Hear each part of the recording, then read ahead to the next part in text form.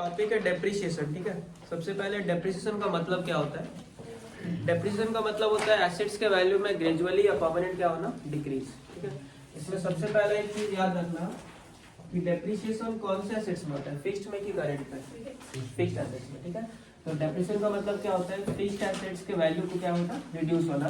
For example अगर कोई plant था 1 लाख का, ठीक है, बट 1 साल के बाद उसका वैल्यू हो गया कितना, 80,000। ठीक है, 1 लाख का प्लांट था और 1 साल के बाद वैल्यू कितना हो गया, 80,000। यहाँ पे जो 20,000 डिक्रीज हुआ इसको हम लोग क्या कहते हैं, डेप्रिसिएशन। ठीक है, ओके, थोड़ा एक चीज ऐड ऑन कर देते हैं। ये किस एसेट्स में होता है, फिक्स्ड एसेट्स में। फिक्स्ड एसेट्स दो टाइप का होता है, एक होता है टेंजिबल, ठीक है, और एक होता है इनटेंजिबल। बट क्वेश्चन आता है, देखो टेंजिबल का मतलब क्या होता है, जिसको हम लोग देख सकते हैं, land, building, furniture, fixture, plant, machinery, ये सब क्या होता है, टेंजिबल। दूसरा एसेट्स क्या होता है, intangible fixed assets. Intangible fixed assets में क्या आता है, goodwill, copyright, trademark, patent right, ये सब। ठीक है, अच्छा, बट वैल्यू तो दोनों का ही डिक्रीज होगा क्योंकि फिक्स्ड एसेट्स है। तो इसमें याद रखना, अगर टेंजिबल फिक्स्ड एसेट्स का वैल्यू डिक्रीज होता है तो उसको हम लोग लिखते हैं डेप्रिसिएशन। ठीक है,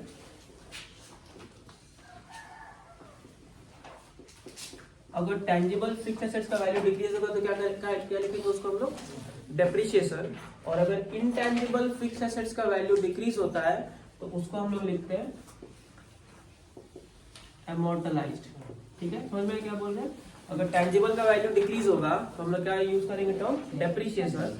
और इनटेंजिबल का वैल्यू डिक्रीज होगा तो हम लोग कौन सा टर्म यूज करेंगे, अमोर्टलाइज्ड। ठीक है, अच्छा, उसके बाद आता है कि हम लोग डेप्रिसिएशन का अमाउंट निकालेंगे कैसे। अच्छा, नेक्स्ट सेकंड, डिपेंड किसके ऊपर करता है, डेप्रिसिएशन। ठीक है, मतलब डेप्रिसिएशन को कौन कौन सा फैक्टर्स इन्फ्लुएंस करता है। ठीक है, या डेप्रिसिएशन के पीछे का रीजन क्या होता है, कॉज ऑफ डेप्रिसिएशन क्या क्या होता है। सबसे पहला रीजन है यूसेज। ठीक है, एसेट्स का वैल्यू जितना ज्यादा यूज होगा उसका डेप्रिसिएशन भी क्या होता है, उतना ज्यादा होगा। ठीक है, दूसरा कारण है पासेज ऑफ टाइम, अगर टाइम जितना स्पेंड होगा डेप्रिसिएशन भी क्या होगा, उतना ज्यादा। थर्ड है एक्सीडेंट। एक्सीडेंट होने से क्या होता है, एसेट्स का वैल्यू बढ़ेगा या घटेगा, घटेगा। तो बहुत सारा ऐसा रीजन है डेप्रिसिएशन होने का। एग्जाम में क्वेश्चन आता है कि what are the needs of providing depreciation, मतलब डेप्रिसिएशन देने का जरूरत क्या है। मान लो मेरा एसेट्स 1 लाख का है, अब मेरे पास है, हम चाहे उसको 10 साल यूज करें या फिर 15 साल। ठीक है, हम अगर उसको 1 लाख ही कह रहे हैं तो उसमें क्या खराबी है। बट होता क्या है कि अगर एसेट्स में हम लोग डेप्रिसिएशन ना दिखाए तो हम लोग का जो प्रॉफिट निकलेगा वो करेक्ट होगा कि रॉन्ग होगा। ठीक है, फॉर एग्जाम्पल मान लें हम मेरा प्रॉफिट हुआ 60 का। ठीक है, प्रॉफिट कितने का हुआ, 60 का, लेकिन जिस एसेट से प्रॉफिट हुआ उसका वैल्यू डिक्रीज हो गया 10। ठीक है, तो एक्चुअल में प्रॉफिट कितना, 60 या 50, 50 कहेंगे ना। तो डेप्रिसिएशन दिखाने का पीछे का बहुत सारा रीजन होता है। क्या क्या, पहला जो प्रॉफिट निकालना है वो कौन सा होगा, करेंट प्रॉफिट निकलेगा। दूसरा एसेट्स का करेंट वैल्यू भी तो जान सकते हैं, है ना। ठीक है, ऐसा बहुत सारे रीजन है डेप्रिसिएशन को प्रोवाइड करने का। उसके बाद आता है मेथड ऑफ चार्जिंग डेप्रिसिएशन।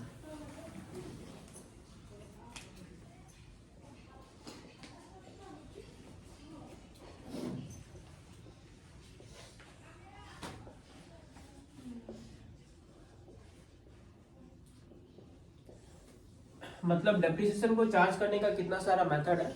ऐसे तो बहुत सारा मेथड है, बट हम लोग को कितना मेथड सीखना है, दो मेथड सीखना है।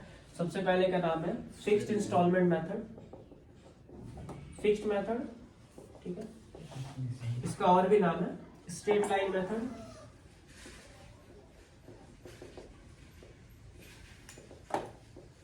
ठीक है, ऑन कॉस्ट मेथड। ठीक है, इसका कितना नाम हुआ, 3। ठीक है, तो फिक्स्ड इंस्टॉलमेंट मेथड का 3 नाम है, एक fixed method, straight line method या फिर ऑन कॉस्ट मेथड, और दूसरा क्या होता है, डिमिनिशिंग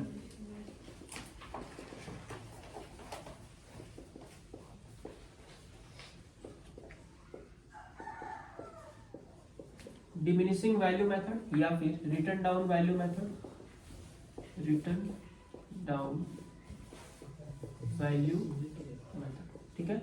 तो दो मेथड है डेप्रिसिएशन को चार्ज करने का। पहले का नाम क्या है? फिक्स्ड मेथड, जिसका और भी दो नाम है, और दूसरे का क्या नाम है? डिमिनिशिंग मेथड या फिर रिटर्न डाउन वैल्यू मेथड, ठीक है। एग्जांपल के तौर पे अगर एक ही एसेट्स को मान लो सेम टाइम में हम परचेज करते हैं, ठीक है। तो एक सपोज करो 1 लाख का हम एसेट्स खरीदे, 1 साल यूज किया,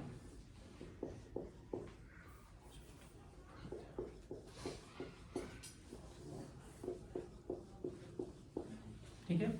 एक ही एसेट्स हम कितने में खरीदे? 1 लाख में, ठीक है। अगर इस एसेट्स का डेप्रिसिएशन फिक्स्ड में होगा तो क्या होगा, और रिटर्न डाउन वैल्यू में मेथड में होगा तो क्या होगा? फिक्स्ड में याद रखना कि अगर कॉस्ट है 1 लाख, ठीक है, भले तुम 10 साल डेप्रिसिएशन दिखाओ लेकिन ऑलवेज किसके ऊपर होगा? 1 लाख के ऊपर होगा।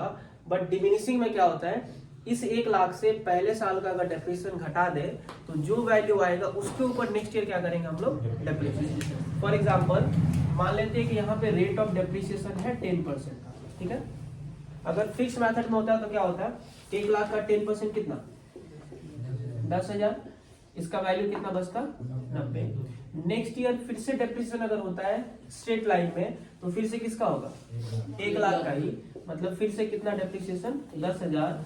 वैल्यू कितना? 80। ये कंटिन्यू जाते रहेगा, but always fixed instalment method में डेप्रिसिएशन किसके ऊपर होगा? एसेट्स के ओरिजिनल कॉस्ट, यानी कि जिस कॉस्ट में हम उसको एक्वायर किए उस कॉस्ट में। दूसरा, अगर ये रिटर्न डाउन वैल्यू मेथड होता है, यही एसेट्स होता है लेकिन मेथड क्या होता है? रिटर्न डाउन, और रेट ऑफ डेप्रिसिएशन होता है 10% पर एनम का, तो फर्स्ट ईयर कितना? 1 लाख का 10%, वैल्यू बचता कितना? 90। नेक्स्ट ईयर जो होगा वो 1 लाख का नहीं होगा बल्कि किसका होगा? 90,000 का 10% कितना? 9,000 आएगा, कितना? 8,000, सॉरी 80,000, 81,000, ठीक है। नेक्स्ट ईयर फिर से डेप्रिसिएशन होगा किसका? 81,000 का, ठीक है। तो ये दो मेथड होता है। स्टेट में क्या होता है? ऑलवेज कॉस्ट के ऊपर होता है। अब यहाँ पे बहुत सारा क्वेश्चन ये आता है कि कौन से मेथड में डेप्रिसिएशन का जो अमाउंट होता है वो हर साल सेम होता है। फिक्स में क्या होगा? देखो डेप्रिसिएशन का अमाउंट हर साल क्या होगा? सेम। फर्स्ट ईयर कितना? 8, फर्स्ट ईयर 10, सेकेंड ईयर भी कितना? 10, ठीक है। दूसरा, कौन से मेथड में डेप्रिसिएशन का अमाउंट हर साल घटते रहता है? डिमिनिशिंग वैल्यू मेथड में, क्योंकि देखो फर्स्ट ईयर 10,000 होगा, नेक्स्ट ईयर कितना? 9,000, उसके बाद कितना होगा? 8,100, ठीक है। तो डिमिनिशिंग में डेप्रिसिएशन का अमाउंट हर साल क्या होता है? घटते रहते हैं, ठीक है।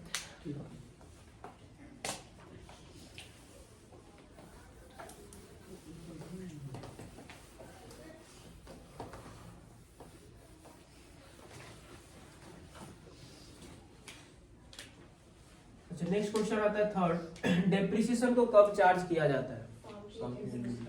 इस चीज को याद रखना, डेप्रिसिएशन को साल के एंड में चार्ज किया जाता है। अब यहाँ पे दो चीज होता है, या तो साल का एंड या फिर एसेट्स को बेचते हैं तब। क्लियर हुआ क्या बोले? डेप्रिसिएशन कब चार्ज करेंगे? या तो साल जब खत्म होगा तब, या फिर कब? जब एसेट्स को क्या करेंगे? बेचेंगे, ठीक है। तो दो ही टाइम हम लोग डेप्रिसिएशन को चार्ज करेंगे। अब क्वेश्चन आता है साल कब एंड होगा? दो होता है, एक होता है 31 दिसंबर में एंड, जो कि तुमको क्वेश्चन में मेंशन करेगा। क्वेश्चन में लिखा रहेगा कि साल खत्म होता है 31 दिसंबर, तो फिर हम लोग कब दिखाएंगे डेप्रिसिएशन? ठीक है। अगर क्वेश्चन में लिखा हुआ है 31 मार्च, तो फिर डेप्रिसिएशन कब दिखाएंगे? 31 मार्च, ठीक है। फॉर एग्जाम्पल मान लेते हैं कि अगर हम एसेट्स, मेरा ईयर एंडेड हम मान लेते हैं 31 मार्च, ठीक है। अगर एसेट्स को 31 मार्च 2022 कर लेते हैं, ठीक है।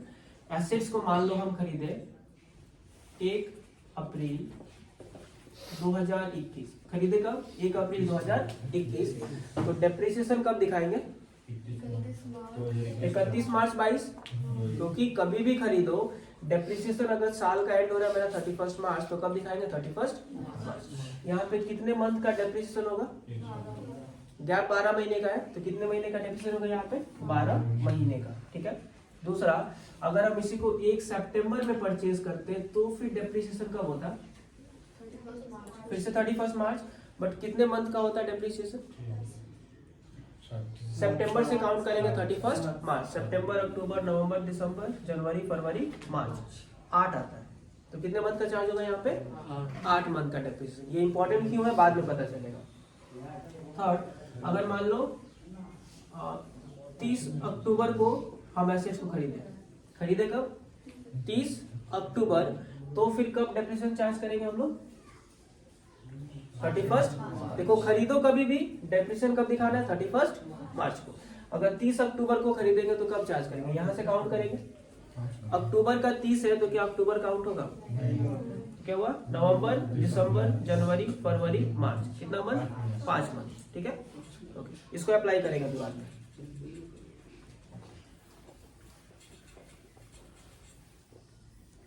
नेक्स्ट है, क्वेश्चन करते वक्त हमको डेट ध्यान से देखना है। डेट का मतलब, अगर हम एक एसेट्स को खरीदे, मान लो 1 अप्रैल 2021 को एसेट्स खरीदे, ठीक है। फिर 1 जुलाई 2021 को एक और एसेट्स खरीदे, ठीक है। मेरा साल खत्म होता है 31 मार्च।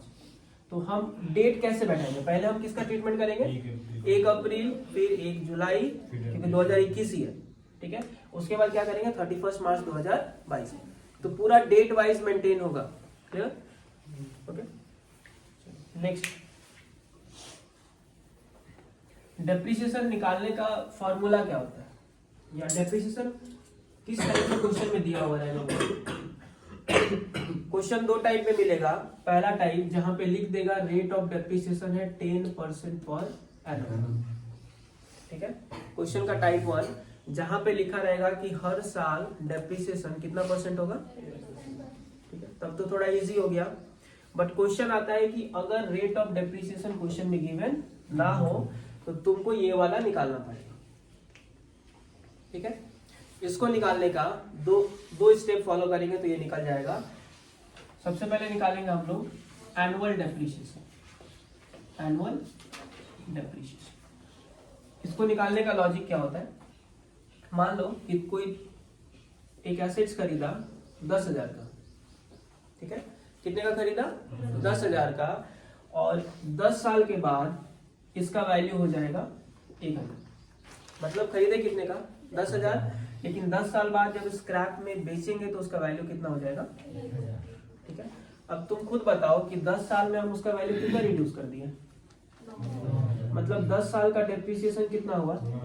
अगर पूछते 1 साल का तो किससे भाग दोगे इसको? बाई 10। 10 साल का अगर 9,000 होता है तो 1 साल का कितना? 900 रुपया, ठीक है। अब इसके बाद अगर कहते हैं तुम रेट ऑफ डेप्रिसिएशन निकालो तो कैसे निकालेंगे? उसका फॉर्मूला होता है रेट ऑफ डेप्रिसिएशन बराबर annual depreciation divided by cost of into 100। तो यहाँ पे देखो एनुअल डेप्रिसिएशन कितना है? साल भर का कितना हुआ? 900 आएगा ना। 1 साल का 900, तो एनुअल डेप्रिसिएशन के बदले कितना लिख देंगे? 900। कॉस्ट ऑफ एसेट्स में कितना चला जाएगा? 10,000, क्योंकि 10,000 का एसेट्स है, इंटू कितना? 100। इसको करेंगे तो आएगा कितना? 9%, ठीक है। मतलब 1 साल का रेट ऑफ डेप्रिसिएशन कितना है? 9% पर एनम। तुम अगर इस 9% को डायरेक्टली अगर निकालते हो ना 10,000 का, तो आंसर कितना आएगा? 900 आएगा, ठीक है। अच्छा, अब यहाँ पे फॉर्मूला समझो हम लोग कैसे निकालेंगे पूरा चीज। सबसे पहले क्या निकालेंगे?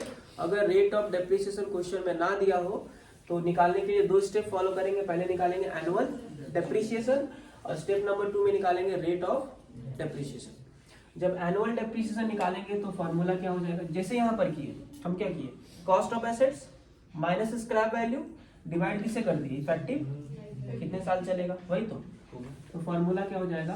Cost of assets minus scrap value divided by effective life, ठीक है। अच्छा, एनुअल डेप्रिसिएशन बराबर क्या हुआ? Cost of assets minus scrap value divided by effective life of the assets. ये फॉर्मूले को कब फॉलो करना है? जब रेट ऑफ डेप्रिसिएशन क्वेश्चन में दिया हुआ नहीं है, उसको निकालने के लिए, ठीक है। अच्छा, बट अब क्वेश्चन आता है कि कॉस्ट ऑफ एसेट्स में क्या क्या आता है। बहुत बार हम लोग ऐसे भी देखे हैं कि एक एसेट्स खरीदे 1,25,000 का और इसके ऊपर एक्सपेंस कर दिए। 1,25,000 का खरीदे और उसको लाने के बदले कितना पे कर दिए 5000, तो कॉस्ट ऑफ एसेट्स कितना हो गया 1000। ठीक है, तो याद रखना वेयर कॉस्ट ऑफ एसेट्स का मतलब क्या होता है, मतलब एसेट्स का प्राइस प्लस उसका एक्सपेंस। ठीक है, एसेट्स का प्राइस प्लस उसका एक्सपेंस को हम लोग क्या लिखेंगे कॉस्ट ऑफ एसेट्स। फिलहाल ये जो क्वेश्चन किए यहाँ पर ये निकला कैसे था, इस क्वेश्चन में कॉस्ट ऑफ एसेट्स के बदले कितना 10,000, स्क्रैप वैल्यू में कितना 1,000, मतलब 10,000 माइनस डिवाइडेड बाई कितना 10, तो कितना था रेट हर साल का डेप्रिसिएशन 900। स्टेप नंबर 2 में लगा दिए रेट ऑफ डेप्रिसिएशन बराबर 900 बटा कितना कॉस्ट ऑफ एसेट्स कितना 10,000 इंटू कितना 100, तो क्या निकल गया रेट ऑफ डेप्रिसिएशन 9%। ये निकालने का फायदा क्या हुआ कि अगर हम डायरेक्टली जानना चाहें कि 10,000 का कितना परसेंट डेप्रिसिएशन होगा, इतना स्टेप ना फॉलो करके, तो क्या करेंगे एक ही बार 10,000 का कितना परसेंट निकाल देंगे, तो आ जाएगा ना 900। ठीक है, अब ये था रेट ऑफ डेप्रिसिएशन क्वेश्चन में दिया है या नहीं दिया है, नहीं दिया रहेगा तो ऐसे हम लोग निकालेंगे, 2 स्टेप को फॉलो करें। ठीक है।